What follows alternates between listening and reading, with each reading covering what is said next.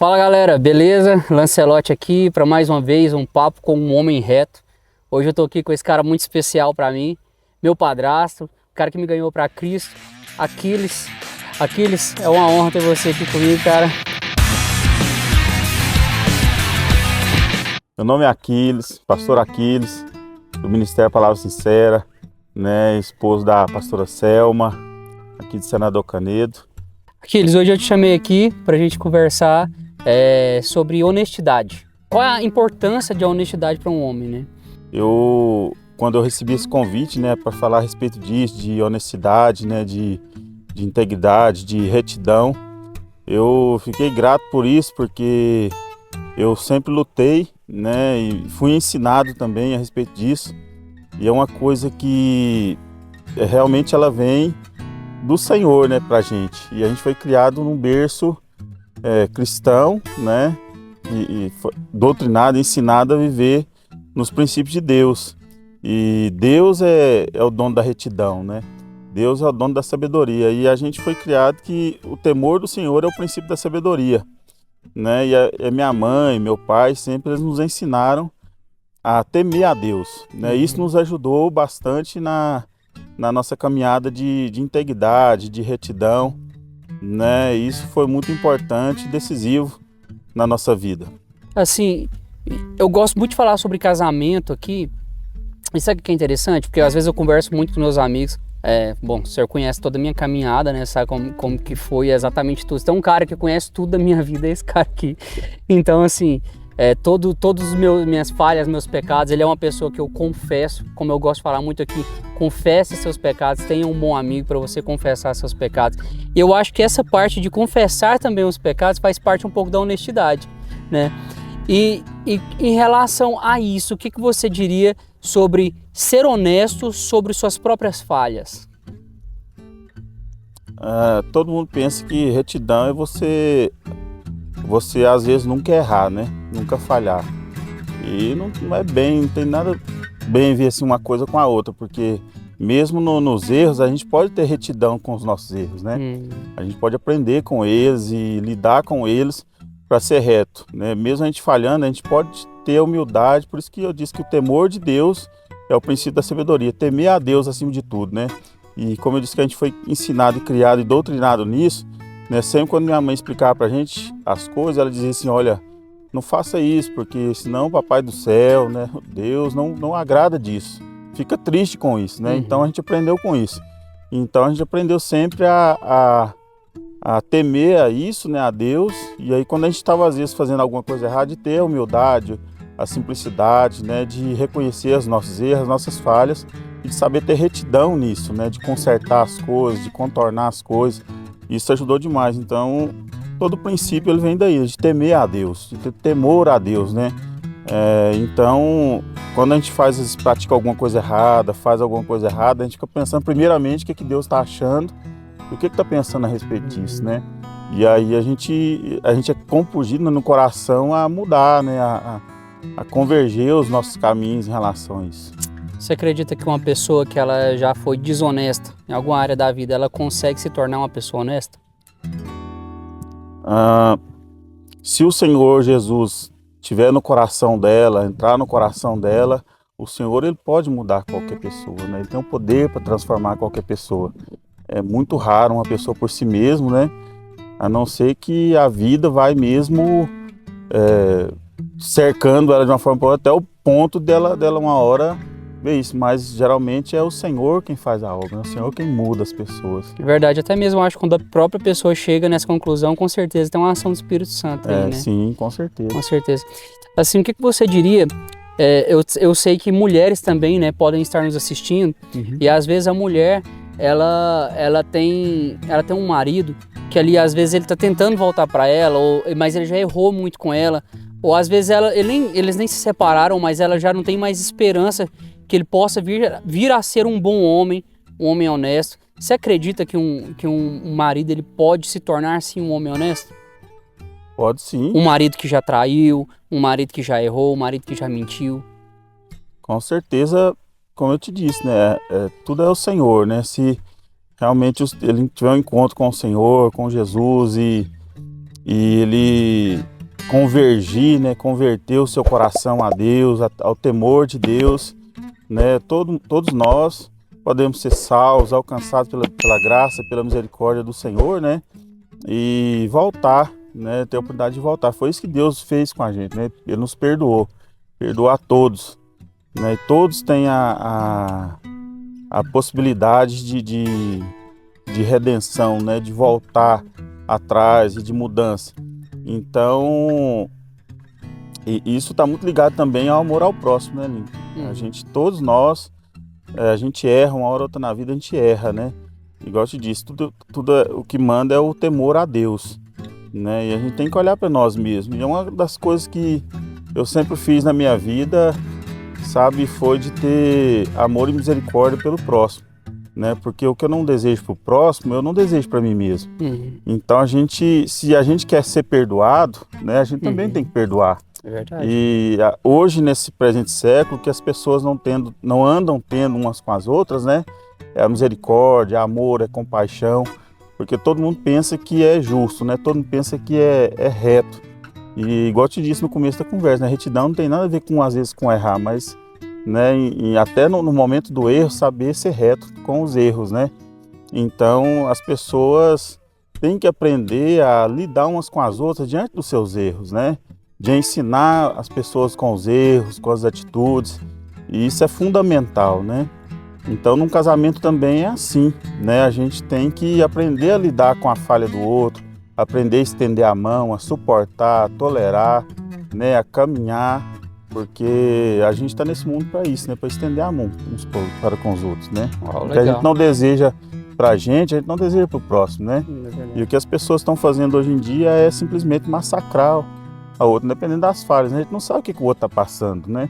O que a pessoa está passando no coração, no íntimo dela, né? A gente ultimamente só anda apontando e julgando, né? Não tendo misericórdia, né? E a palavra de Deus diz que a gente tem que ser misericordioso um com o outro. Misericórdia quero, né? Não sacrifício. É isso aí. É engraçado, falando em honestidade, uma coisa que você falou é muito interessante. As pessoas, elas julgam muito o pecado do outro e ela não se coloca num lugar de pecador, num lugar de uma pessoa que está pecando todo o tempo. Então, assim, claro que alguns pecados, eles são mais expressivos do que os outros. Então, a pessoa, por exemplo, ela olha para vamos supor que uma mulher olha para um marido que foi infiel, e ela vai olhar para ele e ela vai achar que ele é a pior pessoa do mundo. Realmente o que ele cometeu é um grande pecado e ele tem que se arrepender e ele tem que mudar os seus caminhos. Mas da mesma forma, será que ela também não está cometendo seus próprios pecados? Que se ela enxergasse esses pecados que ela está cometendo, a forma que ela está agindo, ela não poderia perdoar ele, né? Agora, falando sobre isso, eu gosto de fazer as perguntas bem práticas, assim.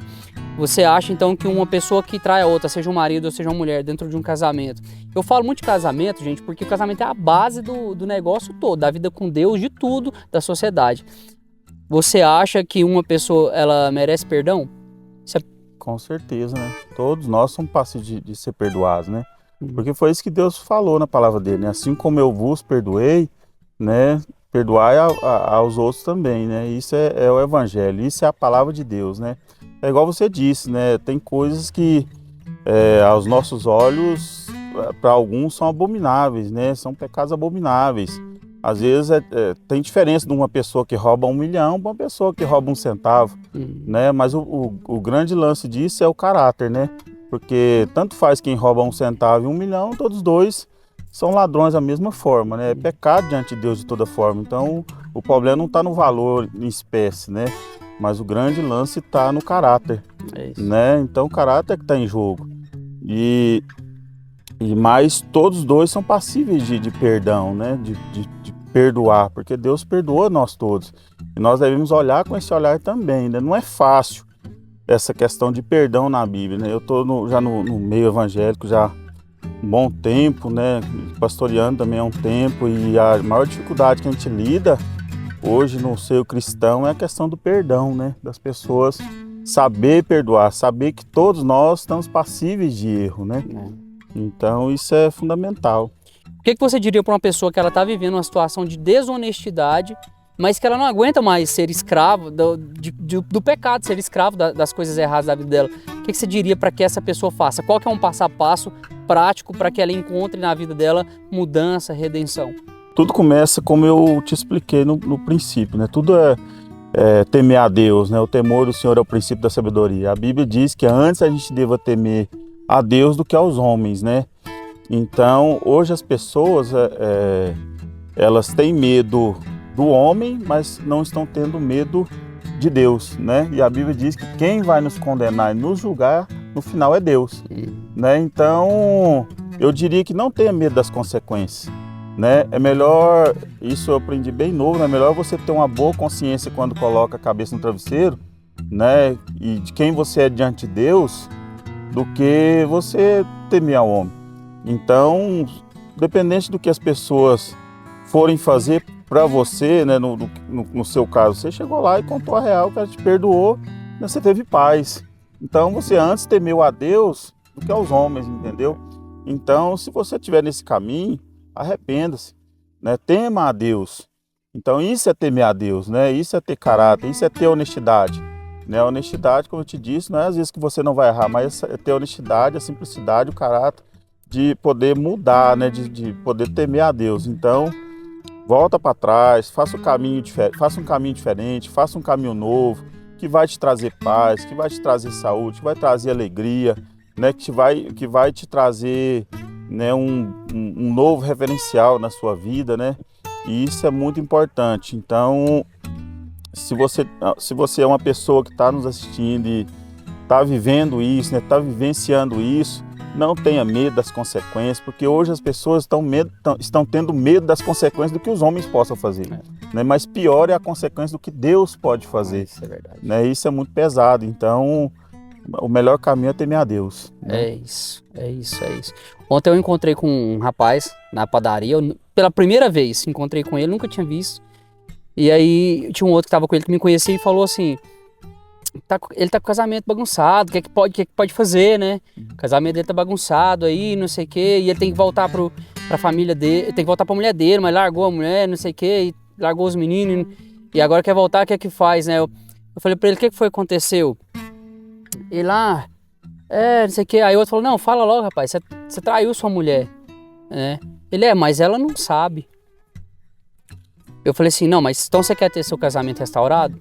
Você quer ter sua vida restaurada, sua família restaurada? Ele falou, quero. Eu falei, então você vai fazer o seguinte, você vai chegar na sua mulher e você vai falar pra ela que você traiu ela, cara. Fala pra ela que você traiu ela, expõe tudo na mesa, pede perdão pra ela, aguenta as consequências e o processo. Eu tenho certeza que vocês vão viver um processo, vai ser difícil, vai ser doloroso, mas Deus vai fazer algo novo aí. Porque enquanto você quiser também voltar com ela ou tentar viver com ela escondendo isso por debaixo do pano, você não vai ter paz na sua vida, você não vai conseguir, porque Deus ele não tem compromisso com a mentira, ele não tem compromisso com a desonestidade. Aí o cara deu aquela respirada assim e eu tô lascado, né? Eu falei, cara, quer me pedir conselho? Vai se lascar, porque tipo assim, eu vou falar o que eu sei que é certo. E eu falei, Deus, ele nos dá autoridade para falar aquilo que a gente vive, né? Então assim, aquilo que eu já fiz, eu posso falar para ele fazer, porque é debaixo de uma palavra de Deus. E é isso. Quer ter seu casamento restaurado, quer ter sua vida restaurada, esclareça as coisas que você está fazendo. Cara, se você tem coragem de trair, de ficar traindo, de ter um caso, de estar traindo uma pessoa que dorme com você, que tipo de honestidade você carrega no seu coração? Tipo assim, você está muito longe de ser um homem honesto, de ser um homem de Deus, está muito longe. Mas há caminho de volta para todo mundo. O próprio rei Davi errou e reconheceu, e ali ele podia perder tudo, mas ele não queria perder a presença de Deus na vida dele, a presença do Espírito Santo na vida dele. Então reconheça, né, seus erros e siga em frente, que Deus restaura o resto. É verdade. Essa palavra que você citou de Davi, ela é importante porque ainda que o homem encubra o seu pecado, né, Deus é tão misericordioso que enviou o profeta para falar com ele a respeito do seu pecado, né? E Deus é assim todo tempo com todo mundo, né? Com a gente. Deus envia as pessoas, envia os anjos dele, né? Para estar à nossa volta, o Espírito dele, né? Para nos converter o nosso coração, mudar o nosso coração, assim como Davi. Né? Davi estava lá quietinho com o seu pecado encoberto, né? O profeta veio até ele, Deus expôs o pecado dele.